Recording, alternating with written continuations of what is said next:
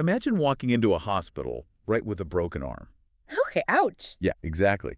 But instead of taking an X-ray to, actually locate the fracture, Hmm. the doctor just looks at your resume, quotes Winston Churchill, and confidently guesses where the bone snapped. I mean, you would walk out immediately, obviously. Right. You expect a precise, evidence-based diagnostic mechanism. Mm.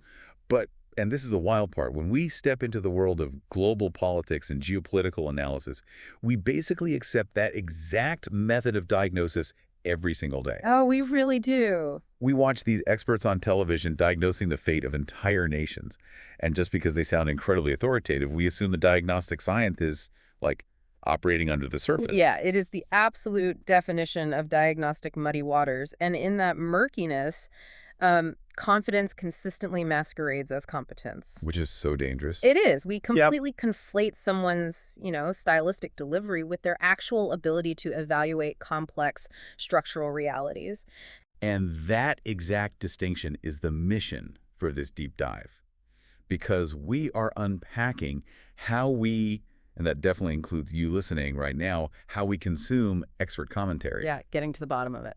The goal today is to really learn how to spot the difference between someone who possesses what we call epistemic authority, which basically means they have a prestigious background and, well, they sound smart. Those Churchill quotes, yeah. Yeah, exactly. Spotting the difference between that and someone who holds analytical authority, meaning their claims are actually, factually and logically sound. And to do this, we are analyzing just a brilliant essay from April 2026. It was published in the Global Review by Fareed Novin, and it's titled Rhetoric Without Rigor. Such a great title. It really is. Novin takes this systematic, almost surgical approach to dismantling the geopolitical claims made by Conrad Black in a recent interview.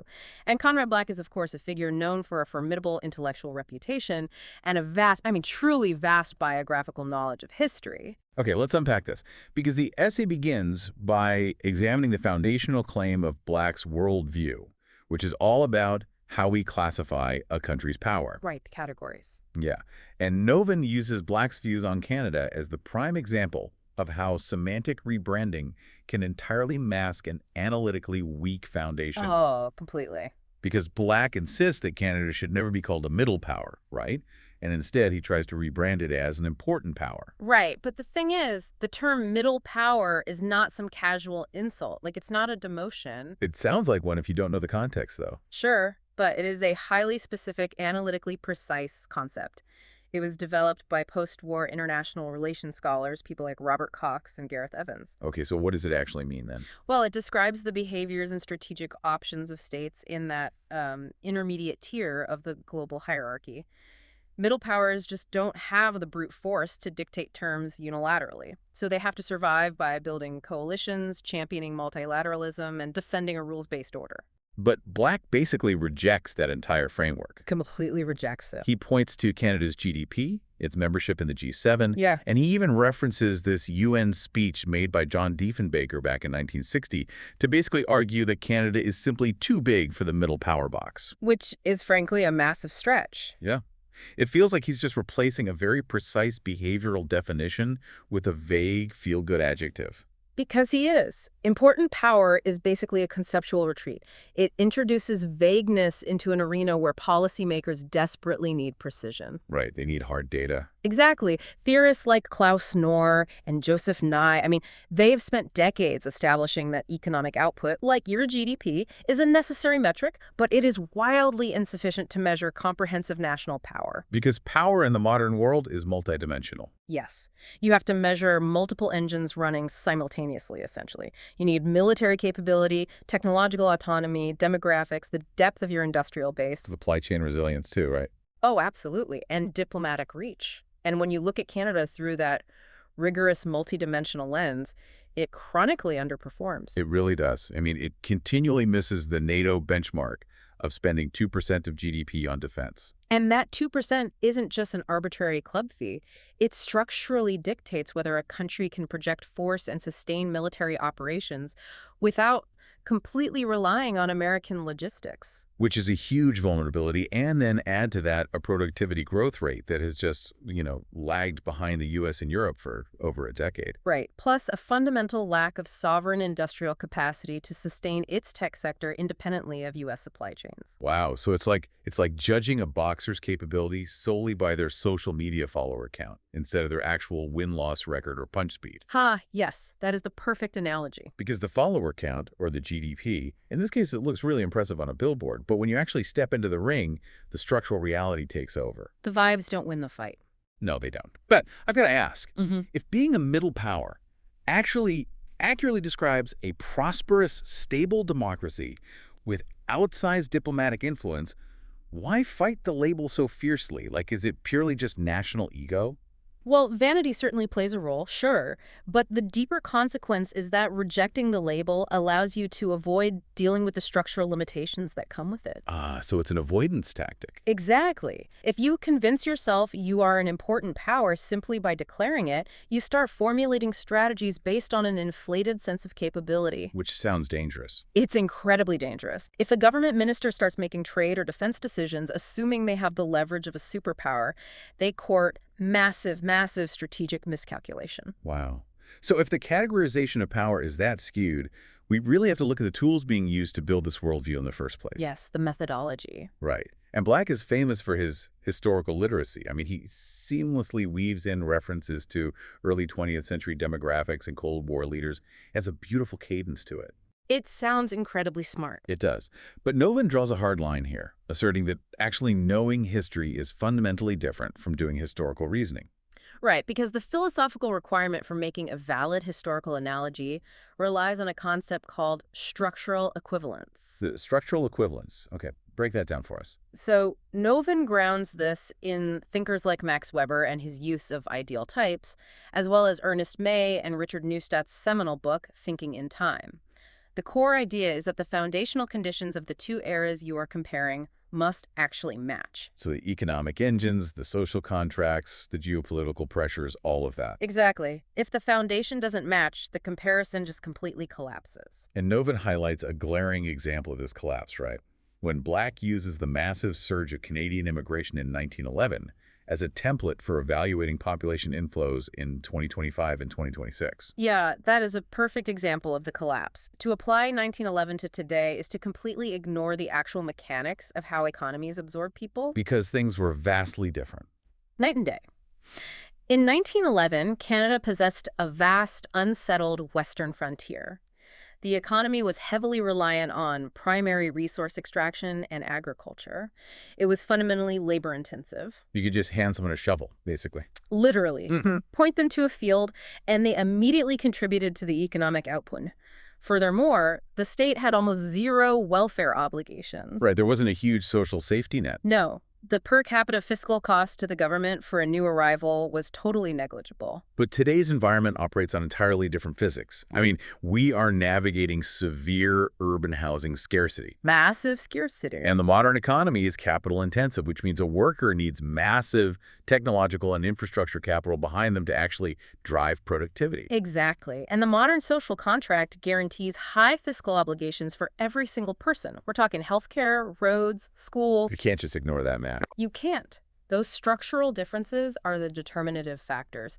So to invoke 1911 as proof that we can easily absorb massive population surges today without mapping out those fiscal and capital differences, that is not historical analysis. It's just a story, basically. As Novin phrases it, it is merely historical decoration. You are just using the past as an aesthetic prop to validate a modern preference. Okay, I do want to push back on that standard just a little bit, though. Sure, go for it. Because we constantly hear that, history rhymes. If we demand perfect one-to-one structural equivalence every single time we look to the past, can we ever actually use history to guide complex policy decisions? That's a really fair question, and it's an essential distinction to make. We aren't demanding perfect replication because, well, no two moments in time are identical. Right. What we require is historical methodology. History as a method means you actively identify the differences between the eras, and you mathematically or logically adjust your conclusions to account for that delta. Okay, that makes total sense. Right. History as decoration completely ignores the differences to force the rhyme. We see this decorative approach again when Black dismisses the idea of American decline by pointing to the incredible resilience of the U.S. between 1945 and 1971. Right, like the era we always think of as this um, golden age of American hegemony. Yeah, but look at the unique, unrepeatable mechanics of that specific era. I mean, in 1945, the industrial economies of Europe and Asia were just reduced to rubble. They weren't even competing. Exactly. The U.S. enjoyed an artificial domestic prosperity simply because it had zero global competition. Plus, they held an atomic monopoly. And crucially, they had the Bretton Woods monetary architecture. Where the U.S. dollar was pegged to gold and the world's currencies were pegged to the dollar, which essentially forced the entire globe to underwrite American financial dominance. Exactly. Those very specific conditions created that hegemony. You just cannot reason from that era to today's hyper-connected multipolar supply chain without acknowledging that the entire geopolitical board has been reset. So if the historical comparisons are that brittle, how does this framework handle the data we have right in front of us today? Well, it struggles, and this is where Novin identifies a really dangerous substitution of ideology for evidence. Yeah, he makes this vital distinction between a claim and an assertion. Yes. In serious policy analysis, a claim is a proposition built on structural scaffolding. It comes with data, a transparent methodology, and an honest acknowledgement of its own limitations. So you show your work. Exactly. An assertion, on the other hand, is a proposition offered purely on the authority of the speaker. It is entirely weightless. And Nobin points out that Black will boldly state things like, Canada's GDP is larger than Russia's, and he just presents it as a settled, unqualified fact.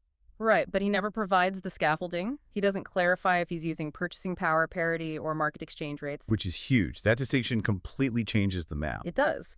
Because market exchange rates just convert the value of goods into U.S. dollars, which fluctuates wildly and favors service-heavy economies. Whereas purchasing power parity, or PPP, that actually measures the cost of living, right? Like what a haircut or a tank of gas actually costs in Moscow versus Toronto. Precisely. Russia's economy looks vastly different depending on which metric you use. Without citing the methodology, the listener is just paralyzed. They cannot critically evaluate the statement. So here's where it gets really interesting, though. To explain why audiences actually accept these assertions, Novin brings in this concept from the philosopher Imre Lakatos, the protective belt. Oh, I love this concept. It's fascinating. In science, a protective belt is just a layer of secondary theories that protect a core idea from being falsified. But in rhetoric, stylistic confidence acts as the protective belt. Yes. A speaker's cadence and their certainty basically insulate their factual claims from scrutiny. Because the audience subconsciously assumes, well, they sound so certain they must have done the math. It's like a slick car salesman. If they speak confidently enough about the engine, you might completely forget to ask for the Carfax report. That's exactly it. The confidence short circuits our critical faculties, and we see this protective belt deployed heavily when the source material turns to Donald Trump's economic program. Now, looking at this purely from a clinical methodological standpoint, completely setting aside any political leanings, Novin points out that Black asserts Trump's tariffs and tax cuts will inherently generate prosperity for Canada. Right, he presents this outcome as just an inevitable economic reality. Yeah. Yet he entirely bypasses the countervailing mechanics that a rigorous analysis demands. Tariffs are not magic wands. They are blunt instruments that alter supply chain physics. There are real-world consequences. Massive ones. Black ignores the huge disruptions to cross-border manufacturing, the mathematical probability of retaliatory escalation from global trade partners, and the long-term inflationary impacts of deficit financing. And when pressed on the more extreme disruptive statements coming out of that political camp, Black just brushes them off using a phrase he actually coined, constructive hyperbole. Constructive hyperbole. I mean, that phrase is a masterclass in what the philosopher Michael Scriven calls motivated reasoning. It's an epistemological escape hatch, basically. It really is. It allows you to discard any empirical evidence that threatens your worldview while just maintaining the conclusions you already prefer. The conclusion was locked in before the analysis even started. Exactly. And the data is just selectively filtered to justify it.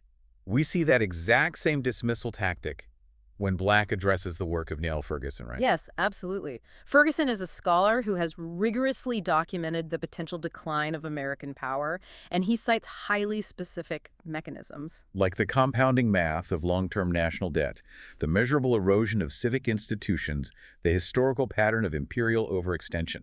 It's detailed work. Highly detailed. And Black doesn't offer a counter-analysis to the debt mechanics. He simply waves it all away and calls it rubbish. Rubbish. Yeah. Because throwing a rhetorical insult is just so much easier than dismantling an empirical argument.